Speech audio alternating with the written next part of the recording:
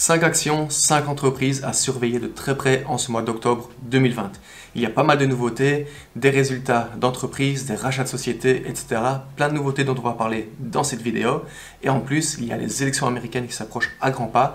Dites-moi dans les commentaires si vous pensez que Biden ou Trump va gagner ces élections.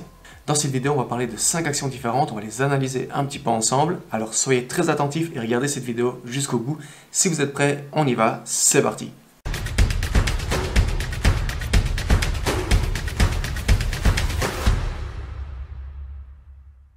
Première entreprise, première action qu'on va voir ensemble, c'est Tesla.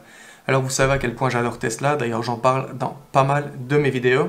Tesla, qui ces derniers mois a vu son action pas mal grimper, puisque depuis le 1er juin, l'action a pris plus de 150%.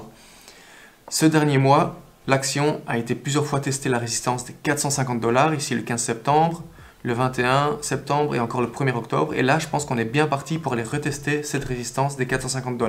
Mais avec l'annonce qu'il y a d'ici quelques semaines, exactement le 21 octobre, il y aura l'annonce des résultats du 3e trimestre. Avant chaque annonce, il y a toujours un engouement pour l'action Tesla, donc ça ne m'étonnerait pas que cette semaine, on voit l'action passer la barre des 450 $ et aller en direction des 500 $ si les résultats du 3e trimestre s'avèrent positifs. En parlant des résultats, ici on peut voir les estimations du earnings per share, qui est le bénéfice par action, avec un EPS estimé à 0,2 pour le 3e trimestre.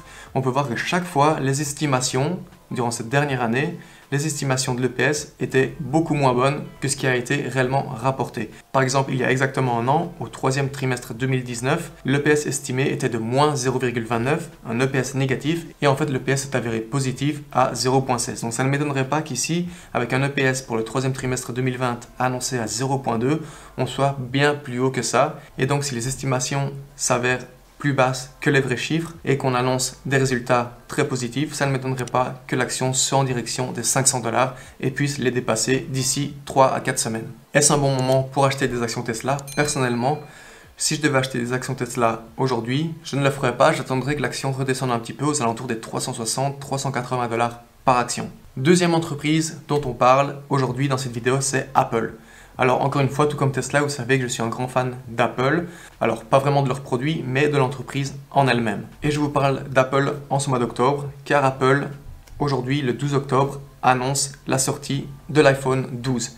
Il y a toujours de l'engouement autour des keynotes d'Apple. Apple qui a annoncé fin juillet les résultats du 3e trimestre, et ils ont fait, tenez-vous bien, presque 60 milliards de dollars de revenus. Si on compare au 3e trimestre de 2019, c'est une augmentation de 11%.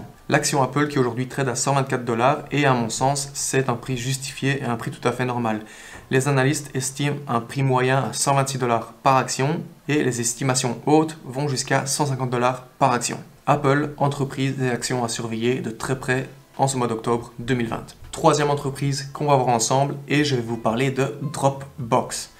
Dropbox qui est un spécialiste du stockage de fichiers en ligne et ce depuis 2007. Le principe de Dropbox, c'est que vous puissiez accéder à vos fichiers en ligne depuis votre portable, votre PC et ce depuis n'importe où dans le monde. Et récemment, Dropbox a commencé à se spécialiser également dans les plateformes d'espaces de travail en ligne.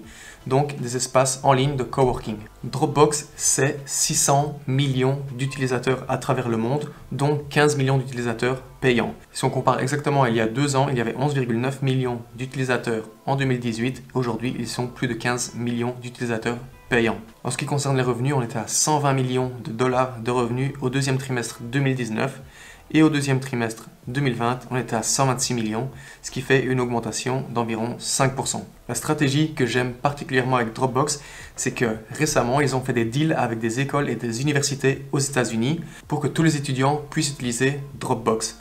Alors ça, c'est très intelligent de leur part, puisque en donnant l'accès à Dropbox à des étudiants, et bien une fois qu'ils auront quitté l'école, ils seront tellement habitués à Dropbox que dans leur vie personnelle, dans leur vie future, dans leur vie professionnelle, ils vont continuer à utiliser Dropbox et probablement passer d'utilisateur gratuit à utilisateur payant. Ce qui est une très bonne stratégie de Dropbox et qui risque de bien payer sur le long terme. L'action Dropbox aujourd'hui est à 20 $ par action et tous les analystes sont d'accord pour dire que l'action est sous-évaluée, puisque le prix cible, selon les analystes, est de 29 $ par action avec une estimation haute de 37 $ par action. Donc les chances que entre aujourd'hui et octobre 2021, vous fassiez une moins-value sur Dropbox est de presque 0%. À 20 $, pense que c'est une très bonne opportunité pour acheter des actions Dropbox. Quatrième entreprise qu'on va voir ensemble, je vais vous parler aujourd'hui de Workhorse.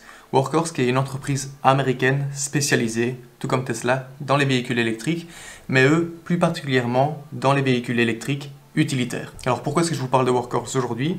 C'est parce que entre son introduction en bourse en avril, exactement le 13 avril à 2 $, elle a fait plus de x13. Et tout ça, c'est pour une raison. Il y a eu un énorme engouement autour de Workhorse à cause d'USPS.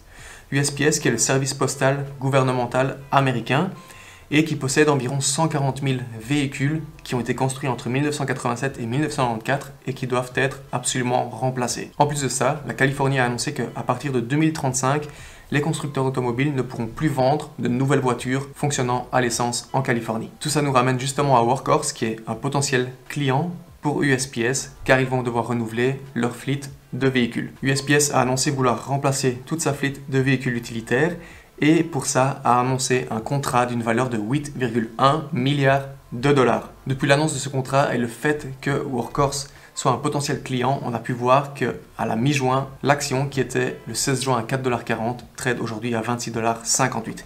Si Workhorse gagne une grosse majorité de ce contrat, on risque de voir l'action grimper très fortement dans les semaines à venir et pourquoi pas atteindre un prix cible de 50 $ par action. Workhorse, entreprise à surveiller de très près en ce mois d'octobre 2020. Cinquième et dernière entreprise, action dont j'ai envie de vous parler aujourd'hui, il s'agit de Microsoft.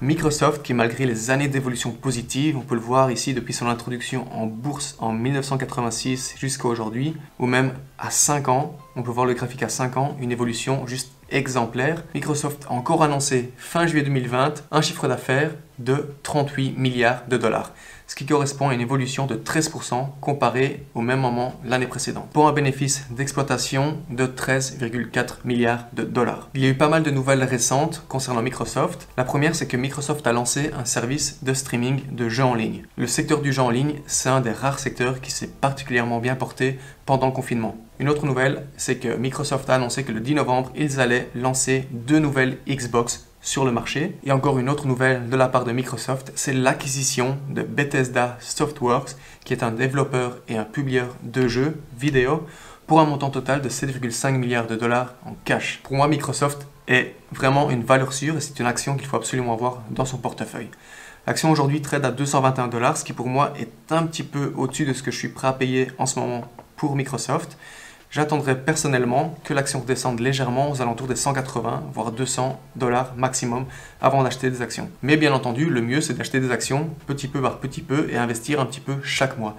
D'ailleurs, j'en parle dans une vidéo que j'ai fait il y a quelques semaines sur comment investir en bourse quand on est débutant. Je parle de plusieurs stratégies à mettre en place. Et si vous voulez aller voir la vidéo, je vous mets le lien juste ici au-dessus. Je tiens à rappeler à tout le monde que je ne suis pas un conseiller financier et que tout ce que je dis dans mes vidéos, ce n'est que mon propre avis et qu'en aucun cas, je donne des conseils sur quoi investir ou comment gérer son argent. Si vous voulez acheter des actions et si vous voulez commencer à investir en bourse, soyez très vigilants et faites bien vos recherches avant d'investir le moindre argent et n'investissez que ce que vous êtes prêt à perdre. C'est très important de le rappeler, les amis, faites les choses intelligemment s'il vous plaît. Si vous avez aimé cette vidéo, n'hésitez pas à mettre un like, un pouce bleu et vous abonner à la chaîne si ce n'est pas encore fait. N'hésitez pas également à activer les notifications, comme ça vous serez les premiers prévenus dès que je sors une nouvelle vidéo. J'espère que vous avez apprécié cette vidéo et en attendant la prochaine, je vous dis salut, ciao ciao.